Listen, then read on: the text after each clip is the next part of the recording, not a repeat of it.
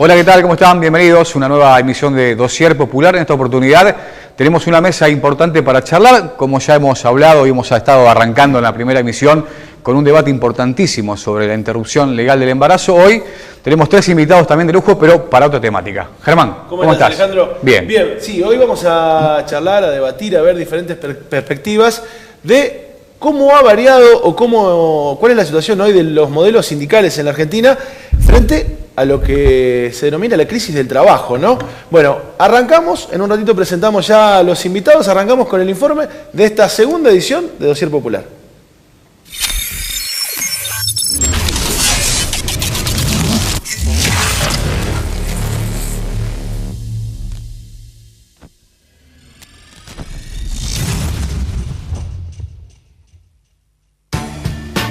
Desde la llegada de Mauricio Macri al poder, los conflictos en el mundo del trabajo han estado en el centro de la escena. Con la meta puesta en el mejoramiento de las ganancias de las empresas y la excusa de la mejora de la competitividad, se sucedieron reformas y modificaciones de leyes que apuntaban en ese sentido. Muchas de ellas implicaron en la práctica retrocesos en lo concerniente a los derechos de los trabajadores, incluyendo el ataque a los convenios de trabajo y hasta el intento de una reforma laboral a la brasilera. Paralelamente, en el ámbito estatal, con la baja del déficit como telón de fondo y el peso de la herencia kirchnerista como argumento, se han sucedido una serie de reestructuraciones de áreas del Estado con gran cantidad de despidos, achicamientos de área de acción de las dependencias y de reducción de presupuestos. Ante esta avanzada, las organizaciones sindicales han tomado diferentes posturas y estrategias para tratar de enfrentar la política del gobierno. Esto llevó también a que el macrismo, aprovechando la imagen negativa de algunos dirigentes, avanzara incluso en la intervención de sindicatos o el desfinanciamiento y el avance de causas judiciales como forma de disciplinamiento de las organizaciones sindicales. Hoy, a 2 años y medio de la asunción de Cambiemos, el mundo sindical ha sufrido cambios que incluyeron internas, nuevos reagrupamientos, la caída de dirigentes históricos y el resurgimiento de nuevas referencias sindicales. Hoy, en Dossier Popular, el modelo sindical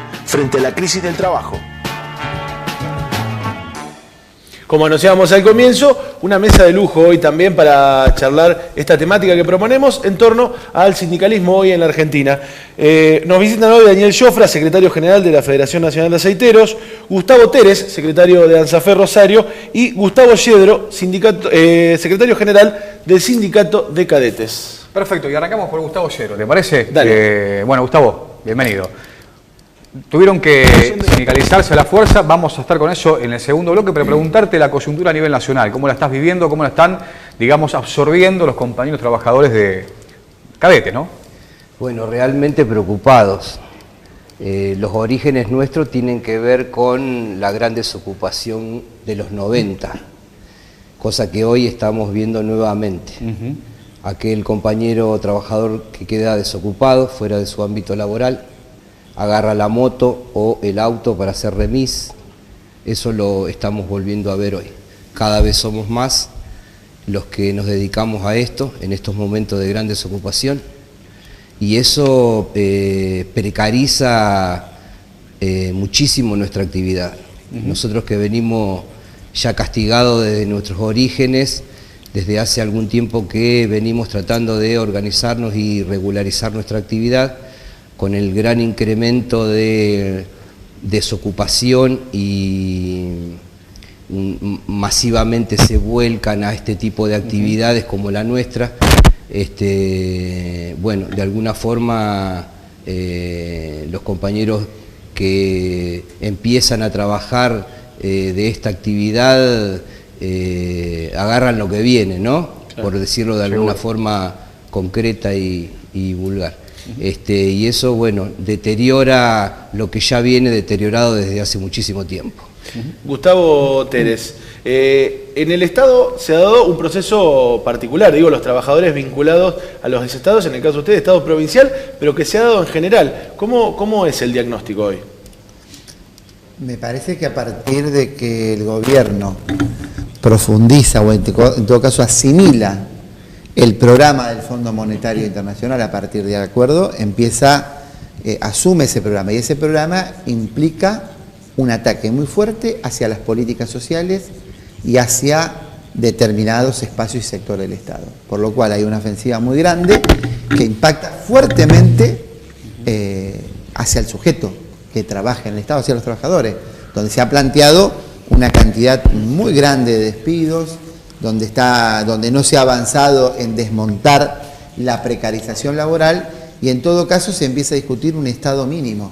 Un Estado mínimo en términos de un Estado débil en relación a las políticas sociales, a la necesidad de que el Estado muchas veces es el regulador o el que garantiza ciertos equilibrios sociales, y en eso no está en la agenda de este gobierno. Por eso se debilita la salud pública, se debilita la educación pública, y están renunciando al planteo estratégico del Estado. El Estado como vector o como orientador de un proyecto económico que pueda pensarse con cierta autonomía, tiene que ser parte de un Estado que piense en algunos espacios productivos. Digo, que quieran desmontar astilleros, que avancen sobre las fábricas militares, sobre esos lugares productivos, me parece que es toda una definición de que realmente se desentienden y tienden a privatizar espacios estratégicos del Estado. No estamos hablando si sobra o no un empleado en una ventanilla. Lo que estamos hablando es que el gobierno está renunciando a responsabilidades estratégicas en la soberanía y en la defensa nacional. Y pensaba, digo, con nuestro tercer invitado, Daniel Jofra, de la Federación Nacional de Aceiteros, uno pensaría que en el ámbito privado, en uno de los sectores que más han ganado desde la asociación de este gobierno, el problema del trabajo no sería tal, ¿no? ¿Cómo es la situación entre los trabajadores aceiteros? Mirá, nosotros venimos de 45 despidos en Cargill y ahora tenemos 60 despidos en Bunge. A ver, no es casualidad de que este tipo de empresas especulen con la renovación del personal y el disciplinamiento con el único objetivo de disciplinar a los trabajadores. Creo que hay una oferta muy grande de trabajadores desocupados y el hecho de que el gobierno realmente mire a otro lado y que sea un gobierno clasista como este que defienda a su clase, a la clase empresaria, hace de que estas empresas vean con buenos ojos de poder despedir sin que nadie haga nada. Y en realidad están despidiendo mucho más de lo que por ahí la sociedad ve, de lo que los medios informan. Si hay muchos despidos, lo que pasa es que hay gremios que lo denuncian, hay gremios que pelean y hay otros que no, como ocurrió siempre. Y el caso de Bunge es esencial. Si vos tenés emblemático 60 despidos aceiteros, es 35 despidos de químicos que seguramente ustedes no deben estar ni enterados. Y sin embargo sucedió en el mismo momento que despidieron a los aceiteros. Bueno, nosotros estamos peleando para que no suceda eso. Yedro, una preguntita, te hago, saliendo un poquito de la charla de coyuntura a nivel nacional. Esta necesidad de sindicalizarse, ¿no? Porque llama la atención que viniendo, digamos, de una pelea, digamos, de una clase bastante bastardeada, precarizada, como la del cadete, donde el trabajo en negro es el común denominador, ¿qué fue lo que lo ha movilizado, empujado a sindicalizarse, organizarse, y bueno, de esa manera poder dar ciertas batallas, ¿no? Bueno, en primer lugar, la gran cantidad que somos, que nos dedicamos a esta actividad. En la ciudad de Rosario estimamos que somos más de 10.000 compañeros. Bueno, yo pertenezco a un sindicato que tiene presencia territorial en 14 provincias y esta suma que te digo asciende a los 100.000 compañeros. Entonces, bueno, desde hace un tiempo creemos que es una necesidad organizarse. En la ciudad de Rosario, como te decía antes, somos aproximadamente 10.000 y más del 90% de los compañeros lo hacen en el marco de la informalidad. Claro. Y ese otro porcentaje menor lo hace bajo convenios de otros gremios que no contemplan necesidades específicas de nuestra actividad. Claro, la especificidad. Gustavo, frente a este diagnóstico que parecen coincidir, digo, desde diferentes sectores vinculados al mundo del trabajo, ¿cómo ves la realidad de la organización sindical? Digo, ¿cómo ves que como decía el informe, que ha cambiado la organización sindical o no en estos últimos años? Me parece que hay que contextualizar. Primero, siempre las patronales más voraces o más antidemocráticas entienden que el mejor sindicato es el que no existe. Claro. Digo, para entender. Segundo, que hay una tendencia mundial a promover la desindicalización y que ese proceso está acompañado por ciertas también claudicaciones de la Organización Internacional del Trabajo. Por lo cual es todo un problema muy grande. Los niveles de sindicalización en el mundo son muy altos, por lo cual avanza la precariedad, avanza todo el trabajo precario, hay una desprotección de los derechos sociales y de la seguridad social inéditos en relación al avance científico técnico y a la riqueza acumulada en el mundo. Segundo tema. Tercer tema, me parece que es necesario una reflexión al interior de las organizaciones sindicales. Claro. Las organizaciones sindicales fueron concebidas en términos de lo que es el modelo fordista. Modelo fordista que hoy está en crisis, o en todo caso el capitalismo también va superando o va generando otra forma, que dan nacimiento a estas nuevas organizaciones sindicales. O sea, es inédito pensar que había un sindicato de motoqueros, es inédito pensar que hoy puede haber miles y miles de compañeros sindicalizados que van a hacer el trabajo desde un ordenador de su casa. O sea, el viejo modelo donde todo se nucleaba en una fábrica, hay que pensar que hoy existe la empresa con ramificaciones donde no van a existir grandes concentraciones obreras. Ahora, la necesidad de cohesionarse, de organizarse sindicalmente, colectivamente, sigue estando vigente porque de lo contrario, esa autonomía que uno gana en términos individuales después la pierde en términos colectivos, en términos de negociación. De derecho y de negociación. Eso es un debate atrasadísimo en el mundo sindical. Claro. Poco lo están dando y junto con eso hay que dar lo de un modelo sindical. Yo defiendo la pluralidad sindical, no la fragmentación, pero sí la pluralidad sindical. Acá hay una anomalía que son las comisiones internas y los cuerpos delegados. Esa es la fortaleza del modelo sindical argentino. De ahí para arriba es un problema. Yo creo que hay que pensar en un debate y que los dirigentes sindicales, los sindicales necesitan una reflexión estratégica sobre autorreforma sindical. Uno de los modelos importantes ha sido también el de aceiteros, ¿no? Preguntándole a Daniel la experiencia que hiciste, que siguen haciendo los compañeros aceiteros en esto de anteponer en muchas oportunidades la lucha, de no claudicar y de quebrar y romper techos paritarios, no digo de manera constante, pero sí en situaciones bastante adversas, ¿no? Mirá, nosotros utilizamos una fórmula que no es propia, es de vieja, de dirigente. La pusieron en práctica.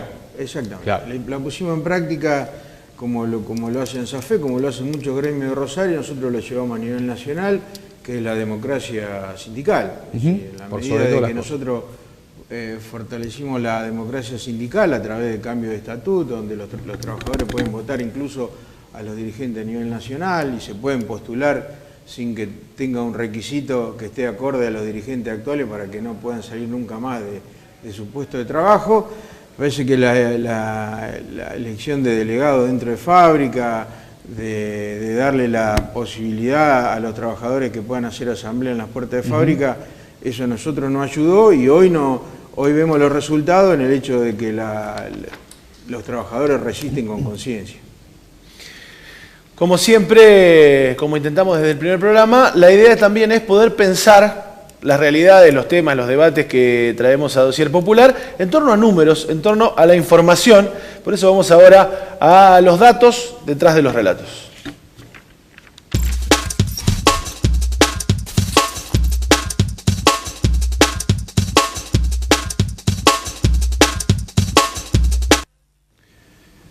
La desocupación se ubicó en el 9,1% en el primer trimestre de este año y subió fuerte respecto a fines del 2017, cuando había sido del 7,2%, según los datos difundidos por el INDEC. Desde su llegada al gobierno en diciembre del 2015, Cambiemos despidió a casi 4.500 trabajadores de empresas del Estado, la mitad en los 2 primeros años de gobierno, la otra en el último año y medio. Desde 2017 y el proceso de expulsión se aceleró, empujado por sucesivos ajustes. El acuerdo con el FMI para que el gobierno, o por el cual el gobierno se comprometió a reducir a 0 para 2021 las transferencias que compensan los déficits operativos, bien digo, de las empresas públicas, pueden duplicar la sangría. Por distintas razones argumentadas por el Ministerio de Trabajo de la Nación, dirigido por Jorge Triaca, además, en estos últimos años se intervino una serie de sindicatos. Estamos hablando de sindicatos como el de Canillitas, con el procesamiento de su secretario general, el diputado Omar Piaini.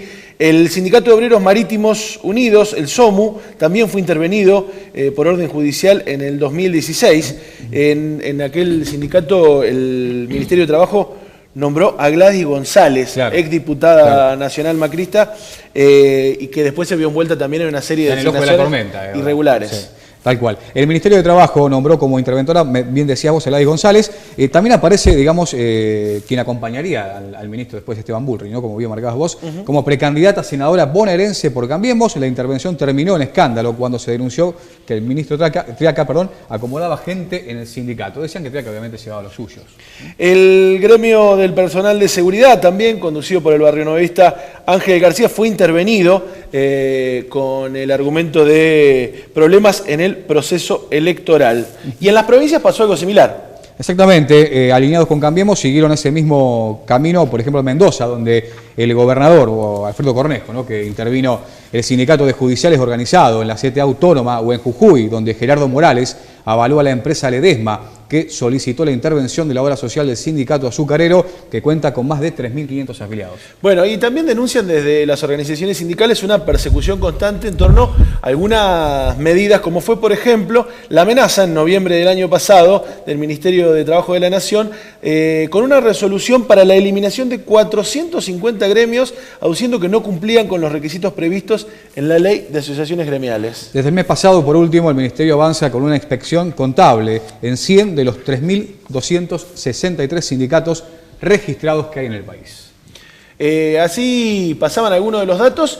Y para pensar también, digo, pensando en estos últimos datos, el de las intervenciones, lo decíamos en el informe, se ha utilizado mucho en esta persecución, este hostigamiento a los gremios, la mala imagen de algunos gremios. ¿Cómo se discute eso de cara a la sociedad y entre los trabajadores? Digo, ¿cómo se discute algunas cuestiones que tienen que ver con una realidad que se ha llevado en algunos gremios mayoritarios y no caer todos en la misma bolsa?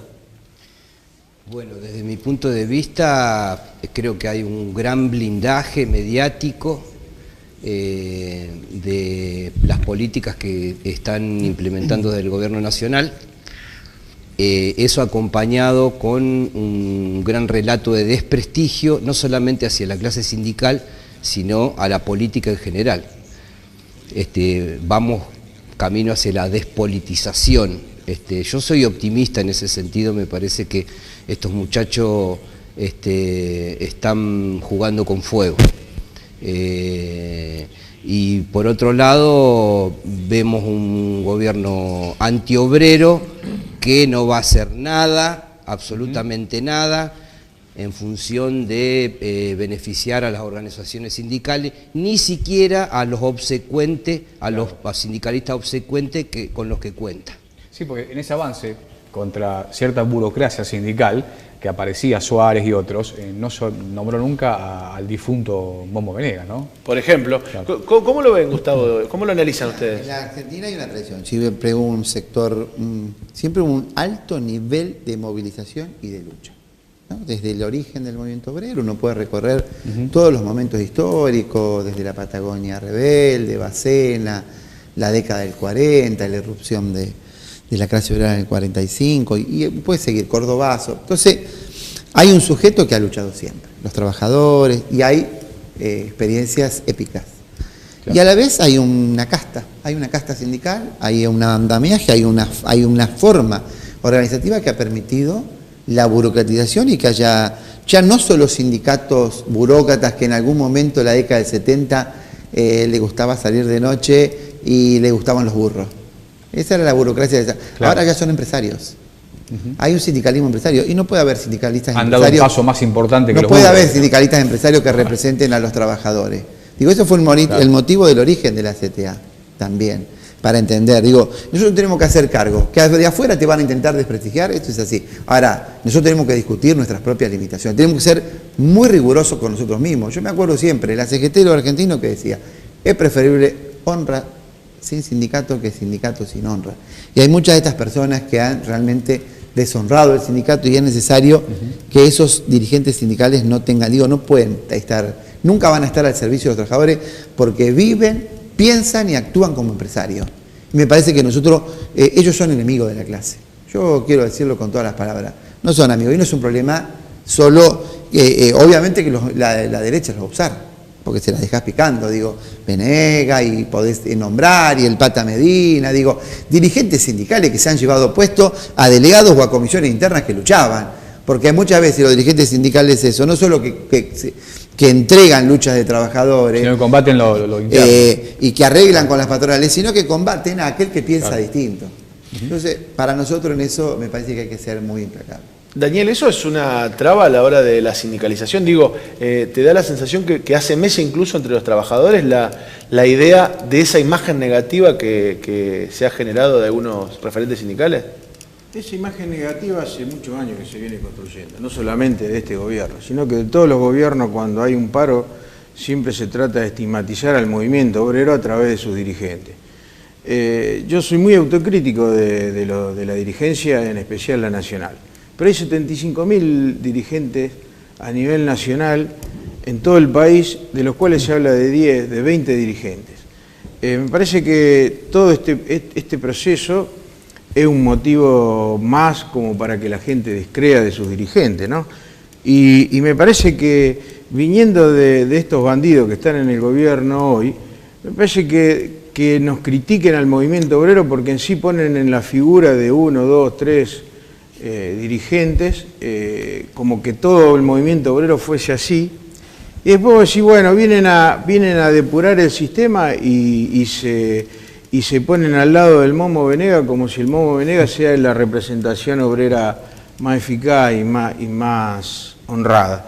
Me parece que hay que tener cuidado en ese sentido, más que nada por el descreimiento de los trabajadores, ¿no? Es decir, yo creo que los trabajadores creen en lo que ven y generalmente ven mucha TV y la TV engaña. Claro. Muchas Hablando veces. él decía Daniel Venegas, Hugo Moyano también, cuando tuvo que hacerle la campaña, inclusive, si no estoy equivocado, descubrieron un busto de Perón, ¿no? Con Duhalde, Macri y Moyano. Sí, pero hay una diferencia, discúlpame que te corte. Hay una diferencia.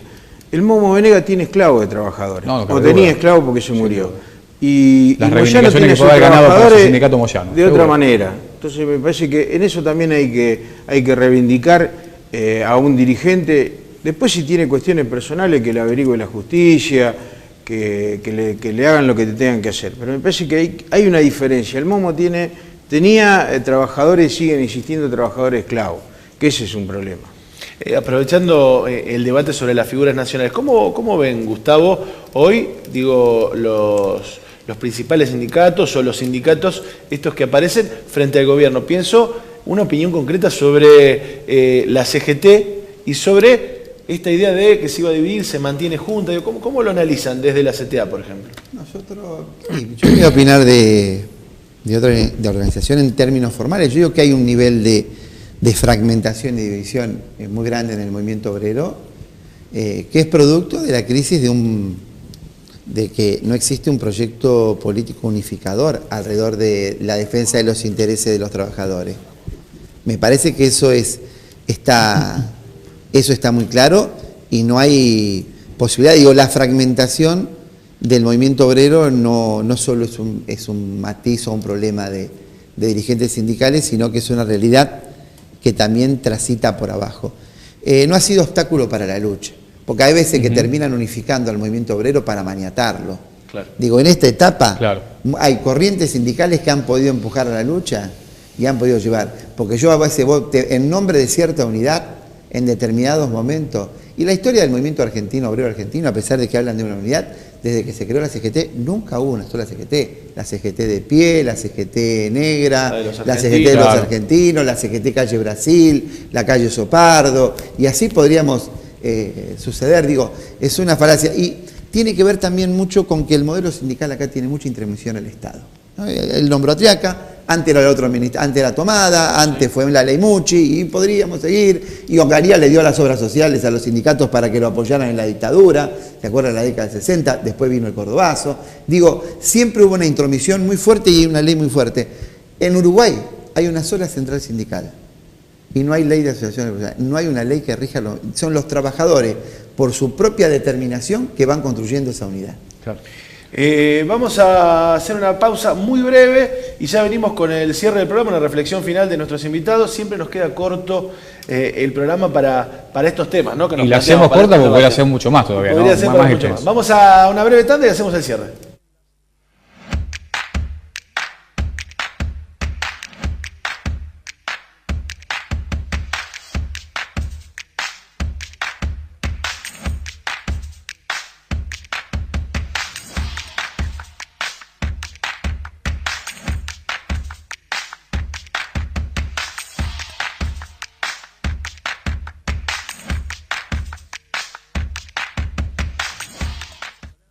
Presentamos Movitaxi, la aplicación más rápida y segura para viajar en taxi en la ciudad de Rosario, con nuevas y mejores funciones. Disponible en Android y iOS. Así de fácil, así de rápido y así de seguro.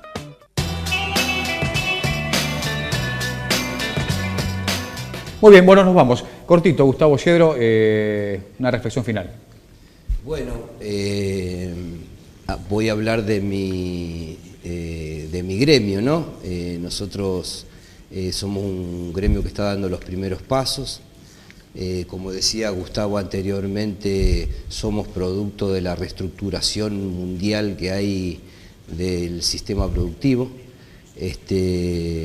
Hoy es una necesidad concreta, real, una organización que nuclea a los trabajadores en moto, cadetes, deliveries, mensajeros, que somos muchísimos y estamos dentro del mercado laboral como una realidad, una actividad que viene siendo sumamente golpeada por la precarización. Bueno, vamos a seguir trabajando en función de regularizar nuestra actividad, de hacernos trabajadores como cualquier otra actividad. Totalmente. Gustavo, ¿cómo ven para adelante la perspectiva del empleo? Sí, yo digo, para decir dos cosas cortitas y me parece importante, dos desafíos. Primero, unidad en la lucha, una fuerte política, el compromiso de que todos asumamos una unidad de acción, o sea, de cara a los compañeros, de cara a nuestro pueblo, para enfrentar los planes de ajuste y todos los planes que tiendan a agredir al movimiento obrero y popular. Eso me parece. Y la otra es fortalecer las organizaciones desde abajo. Está comprobado en el mundo que donde existe sindicato se vive mejor y donde no existe sindicato se vive peor. Por lo cual hay que construir organización sindical para ampliar o recuperar derechos. Daniel. Bueno, aspiro a la unidad de clase, a la unidad de los trabajadores a través de la conciencia, independientemente de los partidos políticos, sin injerencia de los partidos políticos y obviamente organizándonos dentro de los lugares de trabajo y con total autonomía de las centrales. Me parece que ahí está la clave de cómo vamos a enfrentar a este gobierno y a todas las patronales que vengan. Sin duda. Bueno, notable. Terminamos Faltó, hoy, pero bueno, la seguiremos más adelante. La seguiremos más adelante, terminamos esta segunda edición de Dossier Popular. Nos volvemos a encontrar la semana que viene. Jueves, a partir del jueves a las 11 de la mañana, 16:30 y el sábado 19:30. Repeticiones.